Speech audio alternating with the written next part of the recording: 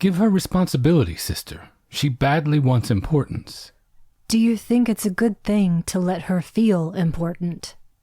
Spare her some of your own importance, if you can.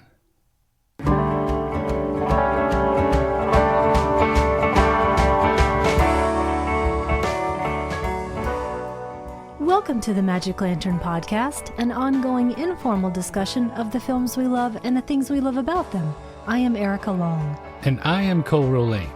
Each episode of the Magic Lantern will be devoted to one film that we alternately select, and we will discuss why it is significant to us. Just a note, whether the film is a classic or a more contemporary title, this will be an in-depth discussion that will include explicit plot details and potential spoilers. We are at episode 145 today, which is back to Erica's choice. What are we talking about today? The beautiful and haunting Black Narcissus from 1947, written, produced, and directed by Michael Powell and Emmerich Pressburger, otherwise known as The Archers. It stars Deborah Kerr, Kathleen Byron, Sabu, David Farrar, Flora Robeson, and Gene Simmons. It was adapted from the 1939 novel by Rumer Godden, who, by the way, hated this film. Not a fan. It's about a group of Anglican nuns who come to the Himalayas to create a school and a hospital, and then they find themselves challenged in a number of ways by the terrain, the indigenous culture, and mostly by their own natures and desires. I mentioned it was beautiful. It won an Academy Award for Best Cinematography for Jack Cardiff and an award for Best Art Direction for Alfred Jung. Looking back at this, how is this our first Powell and Pressburger? That hardly seems possible. It's surprising, but it's also exciting because it makes me think of all the great stuff that's still to come, too, I guess. We still have our first Werner Herzog, our first Lynn Ramsey, our first David Lynch, our first Kelly Reichardt, our first Akira Kurosawa, our first Federico Fellini, on and on. Oh my and gosh. On. So much stuff to get to. We better get on it. Yeah, exactly. All of that stuff is still on the horizon. So much to look forward to. So it's super exciting in that regard. It's also super exciting from the jump because we get one of my favorite production company logos, the rank organization gong combined with the Archer's target, the bullseye. For me, this ranks right up there with the RKO radio tower and the little Universal airplane. I'm totally with you, except for the Universal sparkling lights. Right. We all know that that is the better one. But anyway, I digress. So are you ready to get into the film? Yep. Well, we have this insanely beautiful opening, the ceremonial horn. I don't know about you, but the font for the credits, it reminds me of kind of Prince Valiant or Ivanhoe-ish. So I'm ready for a tale in an exotic land. And we get these first landscapes, giving us a conception of what the movie's going to look like. And I noticed something in this viewing that I hadn't really noticed before, and that's the odd angles on everything. Above, from the side, back behind. It seems like everything is shot from some other object's vantage point. And to me, that's Powell and Pressburger, and then the incomparable Jack Cardiff. So I wanted to talk about them as technicians and creators. Well, Jack Cardiff is a genius. We cannot argue that. That is just established fact. You look at this resume, multiple efforts with Powell and Pressburger, collaborations with Alfred Hitchcock, John Huston, Laurence Olivier, and then when he wasn't shooting some of the greatest Technicolor footage ever for other people, he was directing. In particular, he made a really poetic adaptation of D.H. Lawrence's Sons and Lovers, for which he was nominated for a Best Director Oscar. He could do everything. And then when you track what Powell was achieving in the realm of Technicolor film in general, it's this constant upward arc for well over a decade. You start with The Thief of Baghdad, which is stunning, and then you go to this, which, upon seeing, you might say, well, that's perfect. We're never going to see a better use of that technology. And then you springboard from that to the somehow even more spectacular Red Shoes and Tales of Hoffman. It was a constant redefinition of what you thought was possible. And let's get into the color work itself, the matte paintings, the Technicolor. Now, I don't know about you, but I generally had this idea of Pressburger as sort of fading into the background a little bit, but that definitely was not the case in their collaborations. Yeah, exactly. I think of producer as money man, background, like you say, but I don't think I ever realized before we watched it again this time that they wrote the screenplay together as well. And it's a remarkable achievement in turning a lot of exposition and dialogue that was on the page in the novel into richly detailed visual impressions on the screen. But she vowed to never let a book of hers be adapted into a film ever again. Fortunately, she didn't adhere to that. And as a result, we got Renoir's adaptation of The River, which I love, but which is apples and oranges with Black Narcissus. And she loved that Right. adaptation. Well, let's get into some of the color itself and those matte paintings. This is famous for those. I had never seen anything like this kind of work when I came to this film. By the way, those landscapes credited to W. Percy Day. And I want to talk about something that Powell said at one point. Sometimes in a film, its theme or its color are more important than the plot, even though there is a detailed plot here. But this painting work is extraordinary. Sometimes it feels false to me, but breathtaking nonetheless. And for me, that contributes to this feeling of it being kind of a fever dream, which is something that I see in Powell and Pressburger all the time. Well, the thing that I'm always surprised about when I revisit this, every time I am surprised to encounter full screen aspect ratio, because in my memory, in my imagination, I think of it as being so expansive, stunning cinemascope to complement the Technicolor, but it's not. And that is just a testament to the world that they developed through that use of color, through the production design, in particular, these matte paintings. They are iconic in their grandeur and their epic sweep. And like you say, Walter Percy Day's contribution to the mood and success of this film cannot be overstated. And I'm really glad that we have a number of instances of being able to see the actual landscape next to his paintings, so you can see how he brought this world to life. Powell and Pressburger and company were just operating on a completely different level, it seems like. Without having been there to experience it directly in its own time, I think it's kind of hard for us to get the full effect of just how much what they were doing was unlike anything else that was happening at the time.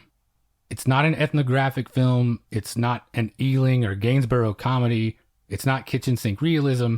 No one else was making movies like this at the time, which I think is abundantly clear when we go back and watch them. And I just love that so much. I love to see an authorial stamp, but even more so when it's an entire universe that feels like no one else could have made. And they controlled every aspect of filmmaking and insisted on it not being shot on location so that they could control every aspect of the look. Which may seem counterintuitive. That may seem, oh, this is a little severe or forbidding, but that's not the case at all. It's such an inviting feeling when you encounter their body of work.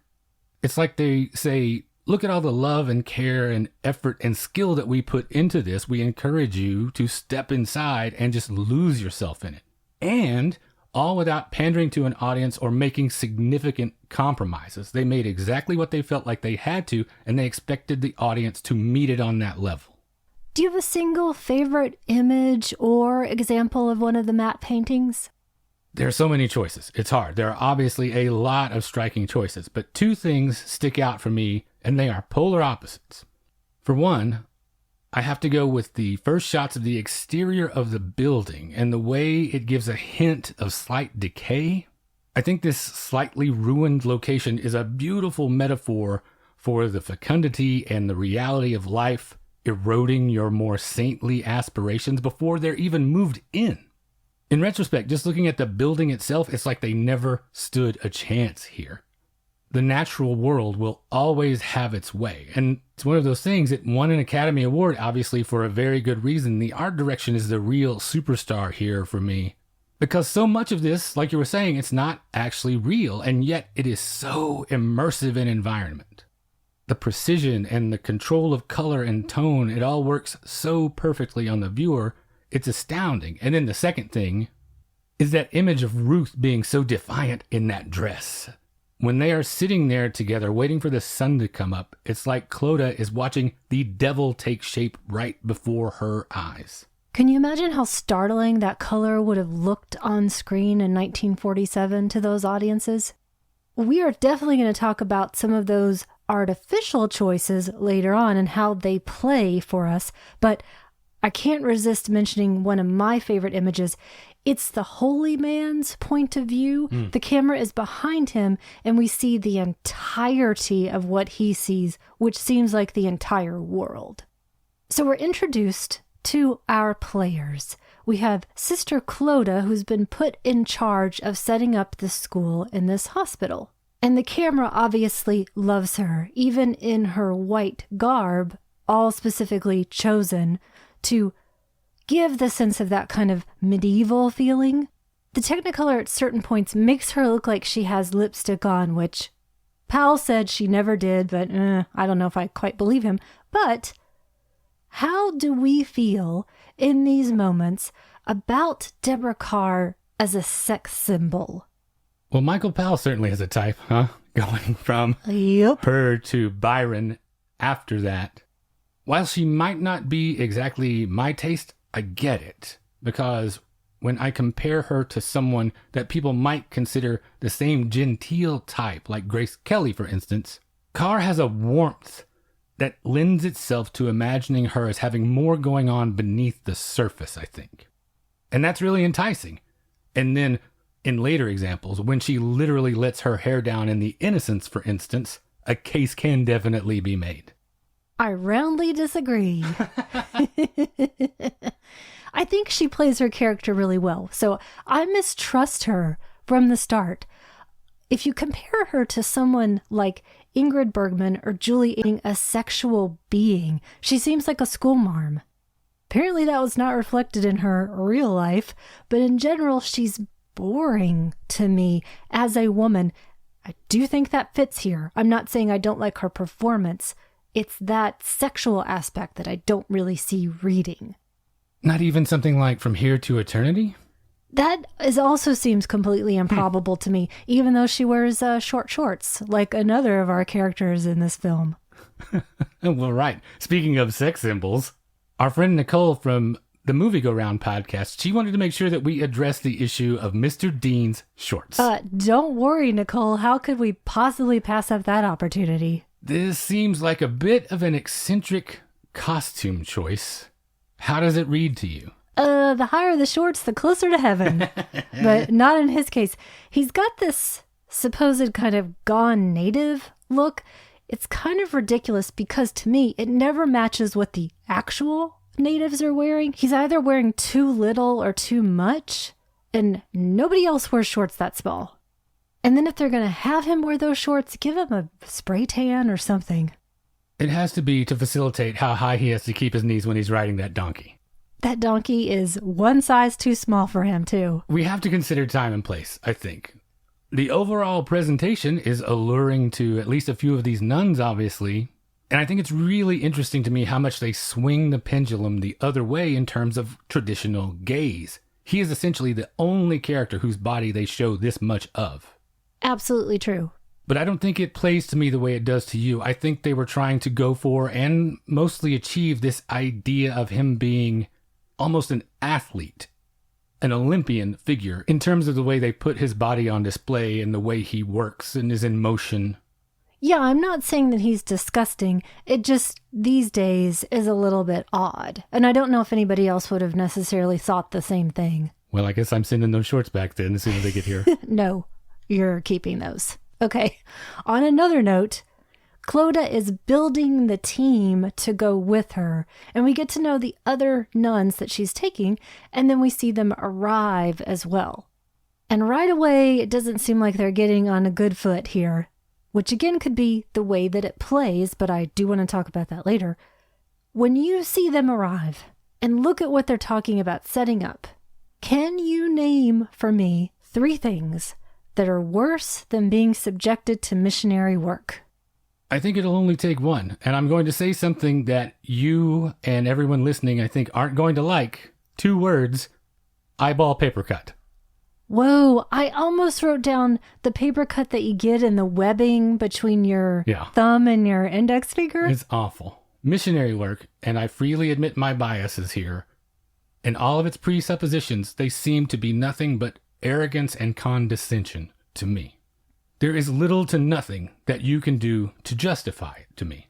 Within that, though, there are ideas that intrigue me, one of which is purity as a requirement to live this life. Hold on, though. I came up with a couple of things. Okay. I'm going to go with human trafficking. I put slavery in there as well. And then COVID. And those are the only two things I could think of. So that means I'm definitely not pure enough to go on this journey. I can vouch for that. It's getting saucy in this episode. Well, we see Clodagh being tempted and disrupted by her secular thoughts and memories. Do you think this is what the Mother Superior saw in her when she said she thought she wasn't ready for this assignment? Now, this is interesting to me because this order, they are volunteers. And they renew their vows yearly, which is definitely something that sets them apart from the way that I think other orders run. Having said that, though, I'm assuming that the Mother Superior knows why Clodagh came into the convent. Even taking into account Clodagh's question about Sister Ruth, she says, is her vocation our vocation? Or maybe the Mother Superior just knows she can be kind of a prim asshole based on brushing aside that other native teacher and the children when she's called. Maybe that she doesn't have the emotional power to deal with her own life, let alone take on the management of such a remote location. I think it's some of that, but I also think it's something even more substantial when it comes to your personal theology. It's a deadly sin that I think she's guilty of. Pride. I never thought of that. Well, pride goeth before a fall, right? And that's certainly the case for Sister Ruth. Hey-o. But you're right. Establishing this convent is an enormous honor and an enormous responsibility. And like you mentioned, it's stressed that they are not a contemplative order. I like that they plant that seed for us to wrestle with because it's both exactly right and yet somehow completely untrue. Maybe they need to focus a bit more on actual contemplation. Yeah. It's an enormous labor to do this, but they are also all simultaneously nothing if not completely in their own heads. And who can blame them? You just look around at these new digs. It's a seraglio with erotic paintings on the wall. A harem was kept here. It's just beautiful symbolism. I think, get thee to a nunnery. Nunnery being in heavy Shakespearean quotation marks. Yeah. They say this is no place to put a nunnery, but here we are. And boy, Sister Ruth sure knows how to ring that bell, by the way. Well, Dean gives them a pretty dire pronouncement. He gives them till the rains break. He doesn't think much of them. Which I wonder how they're going to pull off, since so much of this is so set-bound. So much of this was shot at Pinewood Studios, for example, and it feels like a filmed play in a lot of sections to me. I can see why this would appeal to you in terms of a certain strain of theatricality. Did you feel any of that? You know, oddly, even though we've talked about this not being truly on location in terms of feeling stage-bound, for example, it's again more like a dream that I talked about. Sort of like that weird gothicness of Green for Danger. Do you know what I mean? Yeah. Where you know that you're not actually in the English countryside, but it just feels right somehow. They're talking about how to get this school up and running, and basically the students will be paid to come by the general till they get in the habit. They're like children, we're told. And meanwhile, one of the nuns is really also starting to remember those earthly things that Sister Philippa, played by Flora Robeson. And Clodagh's answer to that is just work so hard you can't think anymore. So how well are they functioning at this point? Are they making their stamp? Are they becoming one with the people, or specifically just trying to be the overlords of them? Which leads me to my next question. How much intrusion into another culture by interlopers is allowable, do you think? Well, the key to it is semantics. It's the word that you have just chosen. Intrusion. It makes me think 0% is allowable. That's my answer too. And Clodagh's attitude, I think, is a sterling example of that upon arrival. She's distracted and disturbed by all these things and conditions that to us seem to have been eternal here. As if the whole place should acquiesce to her idea of how things should be. There's also another angle to that, though. that her discomfort with it, maybe these are the first stirrings of the understanding that she's the intruder here and it's causing her discomfort. Note that none of the other sisters ever questioned it this same way. The cognitive dissonance that she's feeling, I think it's a good start, but she's just not fully equipped to handle it yet in any way that denies those old colonial reflexes. I think they're basically all skunks, and that includes Dean. This just arrogance as to how they treat everyone and refer to everyone who is not them, meaning white people. But being the Anglo interlopers like they are, I think it's interesting that it's her flashbacks to Ireland are what eventually help her contextualize and overcome that. At least a little. And then you see a similar instance when she takes offense to the question, what would Christ have done? Which seems at first like simple arrogance, like you're saying, but this could also be read as having to confront the idea that either she is not cut out for the convent life or the convent life itself is somehow illegitimate. Doubt is going to work on her. You think the seeds are being planted. Right. She's not perfect, but how many of us are when we're working through some shit? It's true. She keeps coming up against it again and again, actually. Dean asks her later, isn't it your business to save souls when they are introducing this wayward girl to be cloistered? So all of these circumstances are chipping away at her prideful responses. She's stung by every one of them. You see it in her face, all the way back to when it happened with the Mother Superior. It is unpleasant to have to be put in your place this way. And that leads me back to your original question here. If we go with reverence and attempting to understand, it's not so much an intrusion. You and I, we travel a lot, as much as we can, to far-flung places. We're even going as far as considering moving to Norway at some point because we love what we encounter there so much. If we go with humility and respect and it doesn't do harm, we should be able to go where it makes us happy. I agree with you. And the difference here is that idea that they can't seem to separate. We're doing this school and this hospital in order to do good. But that's an imposing of one's belief on others without having asked them what they want or need.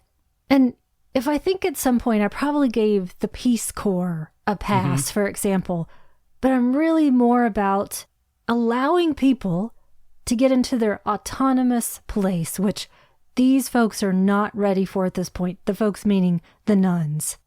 And this takes place at such an interesting time in history, which we'll get to. So far, though, it seems like they don't have the time or the ability to really understand a culture other than their own. Now, having slagged them off, I do have an answer to this myself. Who is your favorite nun? Oh, this was such a tight race. Sister Bryony came out of the gate as my favorite. She's perceptive and intuitive and most importantly, I think supremely honest. But then Philippa came on strong as a dark horse with her frank self-assessment. I really love that. She edges out Bryony, I think, because her revelations feel the most profound to me. I picked the same too. I'm torn between them. Bryony with her sensibleness and her gentle humor as well. Philippa with that 1,000-yard stare into beauty and longing. Well, speaking of longing, let's talk about Clodagh's. We get more extended flashbacks of her story. This man that she loved, the money that she would have inherited. There's a moment that I love here as she's thinking about this, and the shadow from the cross in the window moves further off of her face. I love that touch. And then men are going to play a bit more of a part here. We have, of course, her long-lost love. Dean continues to figure in the story. We meet the holy man, and then we see the prince, played by Sabu. So is this an appropriate time to talk about one of the darker sides of controlling the tone instead of authenticity? We have to talk about it at some point, so might as well. And that's brownface, unfortunately. Sabu was the only ethnic Indian to play a role here. Otherwise, the characters who are supposed to be native are not. And then the random extras playing the natives, they were a mix of all different cultures, crowded together from the docks in England. The UK equivalent, basically, of all these Italians playing Indians and Mexicans and Westerns in early Hollywood. Right. So how do you feel about brownface? Well, it's one of those elements that makes it seem mystical and seductive, and you're in the twilight of that whole the sun never sets on the British Empire era, back when that was a boast. And so, yes, this is one of the unpleasant byproducts of all of that. It's the use of brownface and then cultural appropriation. We have May Hallett, for instance, and her hamming it up, which may be the most disconcerting part of the whole thing. I wondered how that struck you, knowing how you feel, for example, about Una O'Connor when James Whale lets her off the leash. Yeah, it's grotesque, and so is the use of brownface. And like you said, this is something that we've seen many times, and it would gradually, I think, become more obvious. Music, film, lots of people appropriating different cultures. And it's really those Technicolor years where it seems so obvious, at least to us. I definitely do not want to brush it off. I don't want to give the whole piece, whatever the art form, a pass for using it. I want to keep pointing it out and discussing it because I think truly these and any filmmakers could have been held to a higher standard at any point. It was never okay. It will never be okay.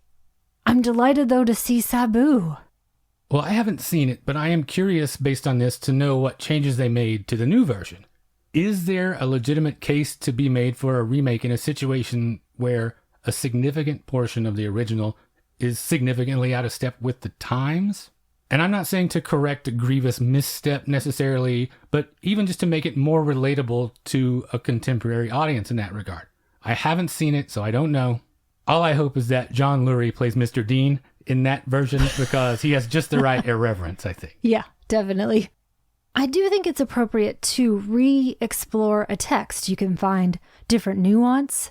You can realize the characters' motivations in a different way. We can generally see the work in a new light. It might make us think about something that hadn't occurred to us before. So I don't think the work is off limits. I don't think the book is off limits either. The seasons are changing. The nuns are struggling. Ruth is getting sicker and weirder, I would say. She almost looks like a rabid dog sometimes. Philippa is having doubts about the order. She ended up planting only flowers. She really wants to leave. And the wind is just ever present, blowing through their clothes and their curtains and their coverings. And they're in this riot of flowers at this point. I love the touch as Philippa is talking about these doubts. The windows behind her frame her like wings. And Clodagh says there are really only two ways of living in this place. One being you give in to all of it, which clearly she is not ready to do. So let's talk about what's motivating these nuns. They're different motivations because they're all different people. This is one of the aspects that I really like, the thing that you referred to earlier, Clodagh assembling this team of super nuns basically to manage this convent. One of the things that makes this story special, I think, is that none of these women, nor their inherent strengths or weaknesses, are cookie cutter. I get a real sense of individuality in how each of them approach this calling that people feel like leads them to a life like this. Bryony, I think, truly wants to make a difference. Sister Honey, she's trying to just be the greatest human being ever. She wants to be loved by everyone. Ruth, I don't know why she ever took the vows. And Clodagh, it just makes me think about this foolishness of closing yourself off. And it seems to show for each of them, they have this inability to face any sexual or human emotion of the body or spirit. And so, for once, I would actually agree with the Catholic National Legion of Decency. It seems to present this life as an escape for the abnormal, the neurotic, and the frustrated. Yes, did all of these nuns have tragic love affairs? Is that how they all ended up here? Whatever happened, I think that they are as honest as they can be about it right now, given their unique situations. And they do have that focus that will carry them through. Never forget, we are an order of workers. I love this Mother Superior. She really has her finger on the pulse of what needs to happen in this convent. She has a lot of accumulated wisdom and she doesn't mess around. But we see Sister Ruth is obviously going to be a problem. And it's a peculiar position that the nun, universal nun, a nun, finds herself in. For instance, when you think about someone who has taken these vows, that is living this life, are you more inclined to think they are a woman or they were a woman?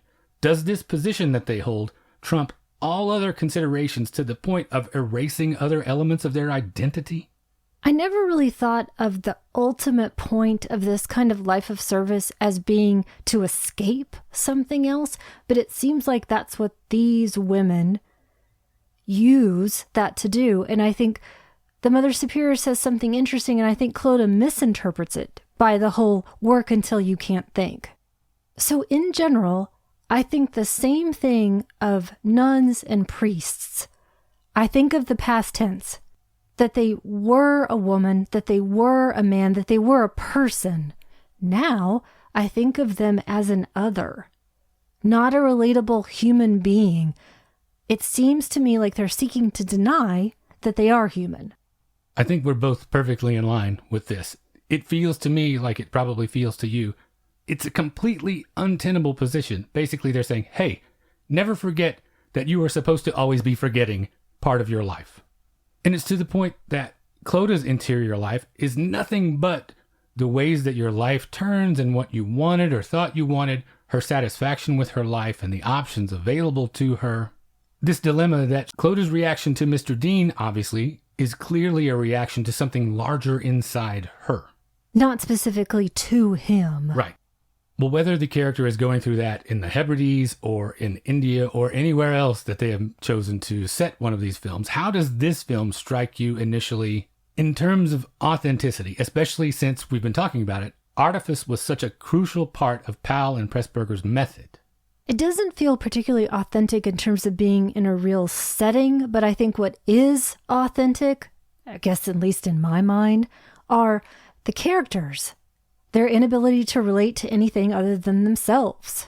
I truly believe that there were people at the same time in similar positions who said the same derogatory and dismissive things, thought the same dismissive thoughts, and everything to them is either ludicrous or dirty or childish. That ignorance and that immaturity comes out to me. Well, you already mentioned him, the one character that embodies the native voice here, Sabu. I always enjoy when he turns up in anything, even though he may not be the greatest actor ever. I love his presence. I love his charisma. Not in any sort of exotic way, I think, but specifically because of who he is. He brings a kind of magical or fairy tale ambiance to things just because of his enthusiasm and innocence and curiosity that I think is really specifically unique to him. I agree. He seems to exist out of time, not grounded in that specific time. Do you agree? I do, and you see it in the other films that he takes part in that are also fairy tales and adventure stories. And in this particular case, his wardrobe is off the hook. It is. Maybe we also didn't see enough characters like him, played by actual indigenous people. And I love that they leave a crucial part of this to him at the very end. When the little general makes his confession there, it really gives me a measure of perspective that I enjoy. It's a reminder to the audience, and especially Clodagh, that this world keeps on turning regardless of their intentions. And all throughout, he's the actual inquisitive one. He's the one who actually wants to learn about other cultures. Yeah, I love him. Check out all of his stuff. There is a really great Eclipse set that has some of his films all in one. It's a great place to start with his filmography. The nuns are at this point about to hit a very big cultural barrier that has dire implications for them. A sick baby is brought to the hospital, and Bryony won't give him medicine because she understands that it's a lost cause, but Sister Honey does, and the baby dies, and everyone abandons them. Dean's trying to warn them that it's very serious, it's not safe to go back down into the village. And we start to turn again to the breaking point that some of our nuns are getting to. Ruth is practically licking Dean whenever he's around. Clodagh finally reveals the whole story of that lost love, all of that bitterness, and we learn that Ruth is not going to renew her vows, so they are going to start leaving. Now we're at this very heightened point here, so I think it's time to talk about the erotic nature of the film. Michael Powell said it was the most erotic film he had ever made. Do you view it as erotic? Oh, I definitely think so. This place has stirred thoughts in all of them, especially Clodagh. They are back to square one, it feels like, with dealing with all of their baggage, Dean knows better than any of them how this place can affect you. He does suggest they leave immediately. There is something in the atmosphere that makes everything feel exaggerated. Now that's melodrama. And man, that stolen kiss on his hand when Dean puts the coat on Ruth's shoulders is genius. It's such a relatively chaste thing, all things considered, but it's like a huge dam of eroticism bursting. This physical interaction is so amplified when everything that came before is denial, denial, denial, repression, repression, repression. So when she finally does that, it's just off the charts. Now, just generally speaking, do you prefer a satisfactory conclusion to all this longing, like happens in I Know Where I'm Going, or do you just leave each story to its own devices? I think when I generally want the characters to succeed, I like satisfactory conclusions. But here, I'm not searching for that, because I don't think there's one to be found in this area with these people. So it's not so much a case of leaving each story to its own devices, but making sure that everyone gets what they deserve. Probably. Again, the League of Decency and me were on the same page. I struggle with the whole eroticism thing, because I do think that this film falls in a period where the exotic was practically synonymous with the erotic, and I think of that as being in line with colonialism. And then at the same time, I think the film is, if nothing else, expressionistic. It went against the whole realistic grain permeating British cinema. So to me, that suggests that we view it as erotic, rather than maybe it actually being so. But I think our opinion one way or the other says probably more about us. What do you think? Well, there's a whole lot there. So let's go into it a little bit at a time. In terms of exotic being synonymous with erotic, I agree with that, definitely. And there's one line that sticks out to me early on that expresses this entire attitude. They're primitive people and would consider medicine to be magic. Clearly delineates how they feel about the native culture. It's clear that there are those elements, but Powell subverts that a little bit too, in a way that I think makes sense and is honest, in the sense that there might be an infatuation with each other's culture on a number of levels. Particularly, you see that with how Sabu's character is treated. The titular Black Narcissus, this pursuit of that sort of Western decadence and luxury, it's kind of a two-way street, and it also interesting curiosity. Now, the expressionistic thing, I think you're right that that's where the eroticism does definitely come back into play heavily. You mentioned it before. There's this great sequence in the middle where it's obvious that spring has sprung. Surely that's not symbolic and won't cause any problems. And then our opinion, everything we bring to it with our own baggage, there's definitely that too. With my fondness for Grindhouse, for instance, my first instinct when I see a habit is, exploitation. True. So to that end, I think the Archers had to know that there was a specific allure and possible taboo surrounding the subject of the erotic longing of nuns. This is obviously more than pedestrian titillation. It's not carry-on cloistering, but I definitely think there is an overwhelming sense of the erotic in this to me. I guess ultimately I don't find it erotic because it seems like it's a lot of non-functioning people running around after each other, trying to avoid running around after each other. Oh, it's the crazy ones that are hot. I do think you said something earlier that's really interesting about the whole gaze as we view Dean. There's definitely an erotic sensibility with that. And then the idea that surely he has relationships with native villagers. And he implies certainly that they are running after him. Yeah, I wanted to ask you about that too, specifically in terms of his response to Ruth at the finale of this thing. But with everything else that's going on too there, do you think that Dean has the same tragic romantic backstory as the nuns and that's why he ended up here too? Here's the backstory that I've woven for him. I assume he was in love with some rich snob, specifically a rich person, and he was turned away, and so he decided, I don't love anybody anyway. Or possibly he raped someone and had to escape. I also worry about that. I don't quite go that dark with it. Sorry. Speaking of dark, though, Ruth is going crazy at this point. At least that's what we're led to believe. What do you ultimately think her pathology is supposed to be here? I should say, I am actually pulling for her as a misunderstood underdog for most of the running time of this movie, because this movie does everything it can to stack the deck against her. We should be asking, what's the pathology of Michael Powell? That's true, and she doesn't do anything wrong, particularly. No, she's introduced in this Dutch angle, so we're clearly being signaled, watch out here. She seems to be inexplicably filled with hate. She's the only one of the order to be dramatically marked with a blood-soaked habit at one point. She's singing Christmas carols like she wants to murder someone. And then it's subtle sometimes, but Powell is always positioning Clodagh just above Ruth, looking down upon her, implying a judgment and a moral superiority all of the time. That would grate on me too. And I have to say, Ruth is perfectly cast. Kathleen Byron is so severe and wild and interesting in this. And I think I'm most sympathetic to her because I realize she has no access to the proper outlet. That's the biggest problem here. She has problems, certainly, but it never needed to get this far. And like you say, they keep saying Ruth has gone mad. By whose definition? Right up until she has her final break, she is not what I would call mad. The things that she wants right up until that point are not unreasonable. To get laid. Right. It's only being so cruelly denied those things that makes her unreasonable. I came up with a little bit of backstory for her, too, in my own mind.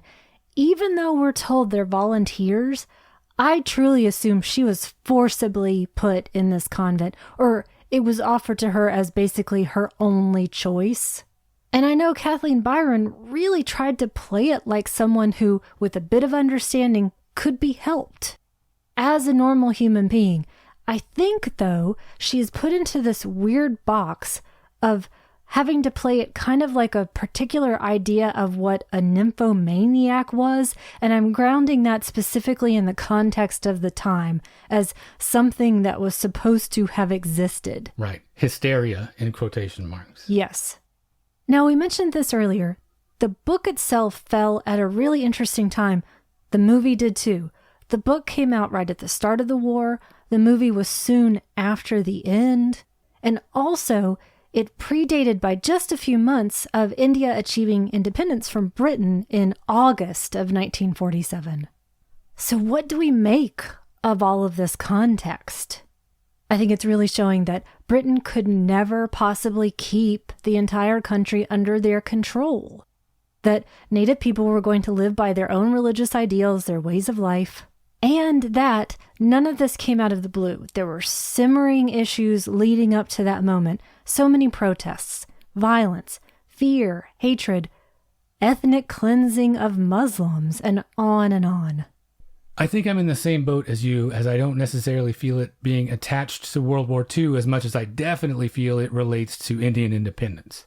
Their exit here at the end, it feels like a retreat, and more importantly, like the universe is raising up a curtain to protect this world from further incursion. That inkling of doubt that Clodagh felt when she first confronted this world that was so different from her own has been completely overrun by the end here. Now there can be no doubt about any of it. There is only confirmation that an attempt to reshape something so uncontrollable was doomed to fail from the start.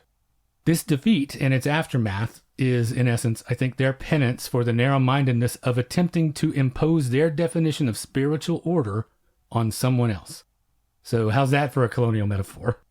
Very true. England never owned anything, never understood anything. So then Everything up. I'm going to go dark. I'm rooting for all the villagers to murder everyone.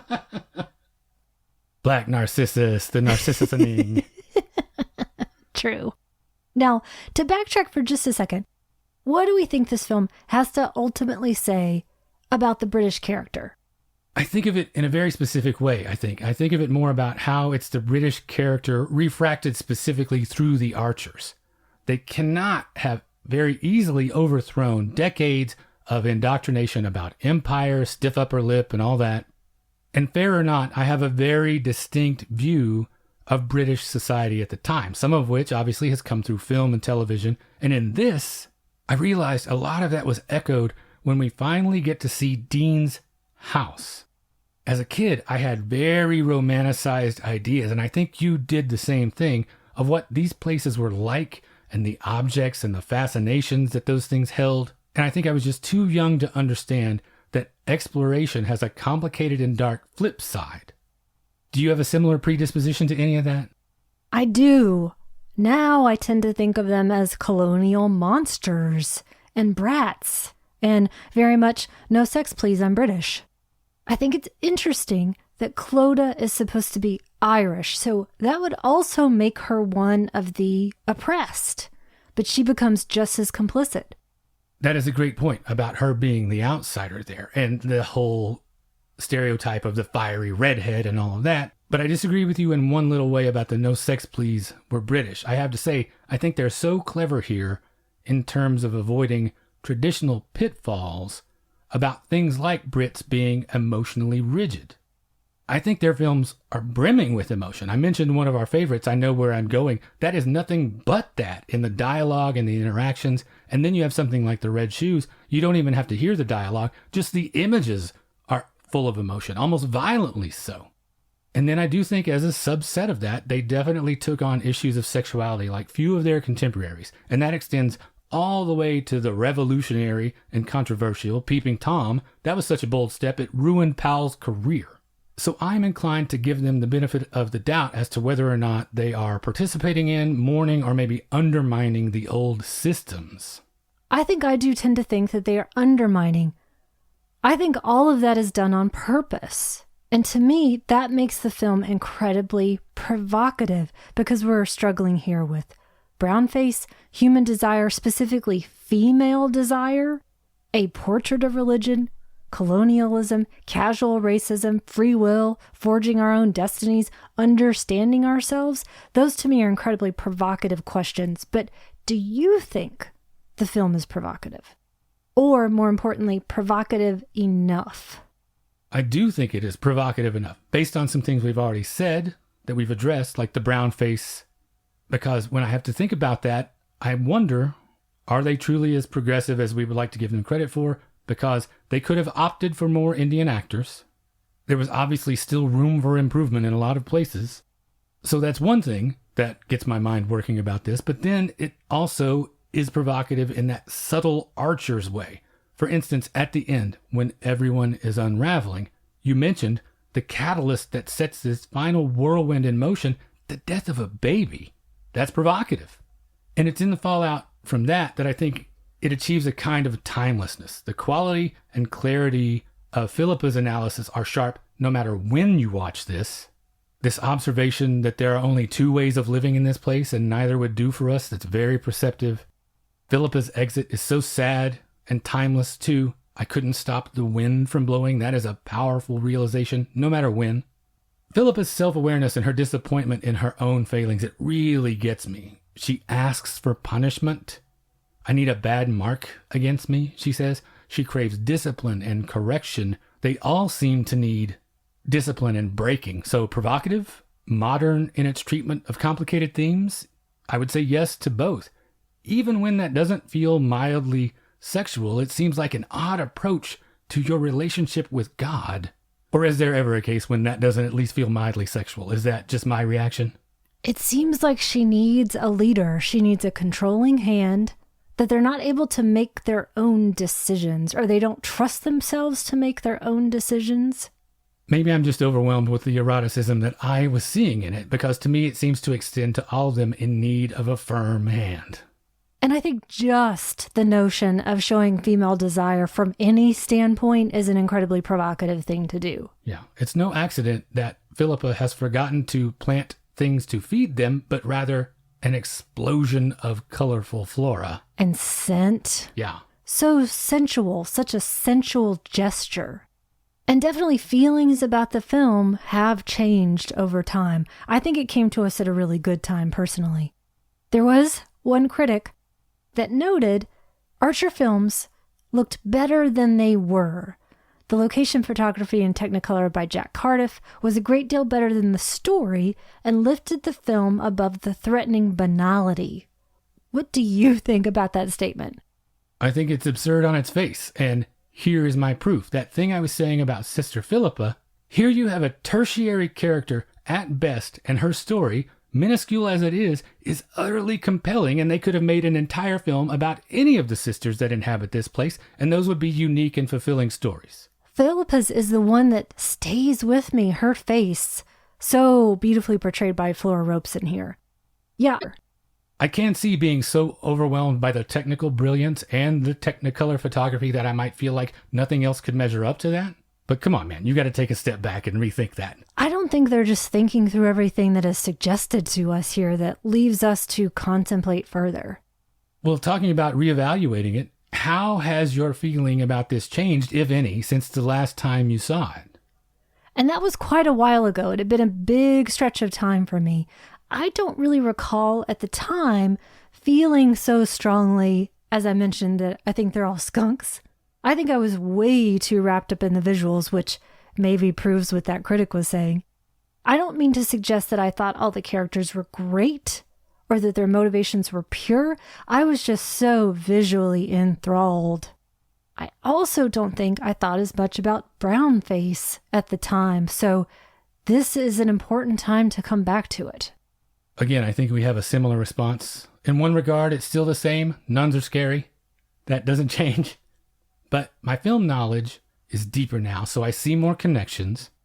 Shades of Vertigo, that's an obvious touchstone, and then it crosses over into storytelling technique as well, that vertiginous viewpoint constantly being on display to one degree or another, be it landscapes or a character looking down upon another one.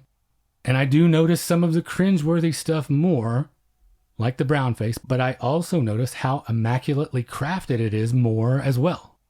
Now, in terms of what happens to these characters, do you ever doubt for a second that Clodagh will return to the secular world? I do, because Really? nuns are scary. I think she doubles down. I think she becomes one of those nuns that school kids talk about, wrapping your knuckles with rulers. Interesting, because I see the innocence as an exact response to this. I feel like she leaves it behind. Good point. And that's where she ends up. Never, not for a second, do I doubt that she leaves. She's a smart woman. She will chalk this up as a necessary but failed experiment and move on. And I have faith that she will take the right lessons from it. Do you remember what happens in The Innocents? I do. Yeah, I think she does that too. Some forces you can't fight. Good point. So any final thoughts here? Anything we didn't cover? I think the important thing is what I carry with me from this viewing going forward. What I'm left with, even before their exodus, when Ruth is beginning her rampage, the building feels so much more like a haunted house than anything. And after they leave, it feels like there's a reclamation. The wind will be there after we are all long gone. I take such comfort in that idea. I could just watch 2 hours of this after they vacate and no one is left and it's nothing but the sound of the wind and the curtains gently billowing. It would be incredibly soothing.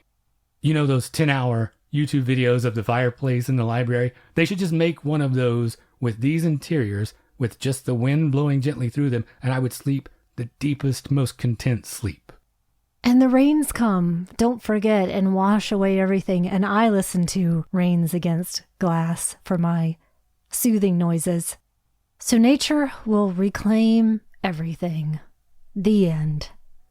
So how about your recommendation? My recommendation is awesome. I love this movie. I am choosing The Thief of Baghdad from 1940, directed again by Michael Powell and starring again Sabu, and also starring Conrad Veidt and June Dupree. It's a story you're probably familiar with through Aladdin or some other thing, Arabian Nights. It's about a king whose throne has been usurped that joins forces with a young thief to reclaim his kingdom and the woman that he loves. This is the first Michael Powell film that I fell in love with, and the first time that I became acquainted with Sabu as well. It is the stuff that Saturday afternoon matinee dreams are made of. Movie magic in the truest sense of the word. As all ages adventure stories go, it belongs right up there at the top with The Adventures of Robin Hood with Errol Flynn and the Sinbad, Jason and the Argonauts movies with all the Harryhausen effects. This has a genie in a bottle, magic carpets, flying horses, all in that beautiful, stunning Technicolor. And Conrad Veidt especially, I want to shout out. He is incredible as the villain. He is like a cobra in human form. I always loved him. Yeah, he's amazing. It is filled with wonders. Check it out.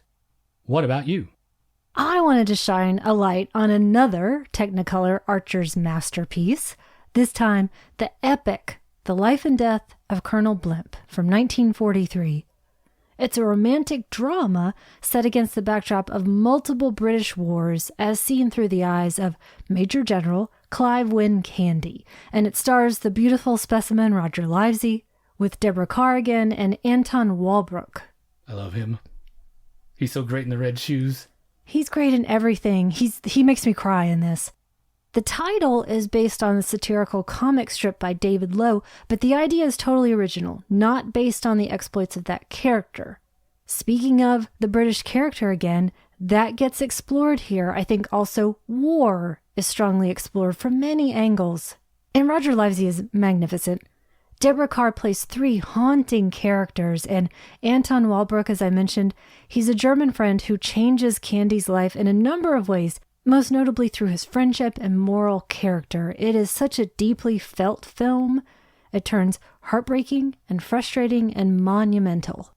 It's also one of those that has that magical feeling that no matter how long it is, it feels like it just went by in a flash. It could be 3 hours long, 4 hours long. I don't remember the running time of it right now. I just remember that every time I get to the end, I feel like, wow, it's over already? That was incredible. Agreed. So once again, that's 2 great recommendations. The Thief of Baghdad and The Life and Death of Colonel Blimp. And that brings us to the end of episode 145. If what we do here is valuable to you and you would like to support that, we would certainly love for you to check out our Patreon at patreon.com/magiclantern. The $5 a month level gets you access to a big backlog of bonus episodes. If you would just like to get in touch with us, you can reach us via email at magiclanternpodcast@gmail.com. We are on Instagram, Facebook, and YouTube. Just search for Magic Lantern Podcast on any of those platforms. We are on Twitter at Lantern_cast, and I just wanted to take a second to say thanks to everyone who has shared the show or given us feedback since last time. Andy Wolverton, Laura Cannon at the Fatal Films Podcast, Mike Scharf, Brian Sauer at the Just the Discs Podcast, Keith Rich, Josh Hornbeck at the Criterion Channel Surfing Podcast, Dean Estes, and Doug McCambridge at the Good Times Great Movies Podcast. If you're sharing the show or talking about us, please make sure to tag us so we can say thanks. You can find our show on Amazon Music, Apple Podcasts, Google Podcasts, Stitcher Radio, Spotify, just about anywhere you get your podcasts, you can find us. If you'd like to leave us a rating or review via any of those services, we would certainly appreciate that. And finally, you can find all of our episodes, including supplemental material, at the website magiclanternpodcast.com. And thank you for listening to the Magic Lantern Podcast.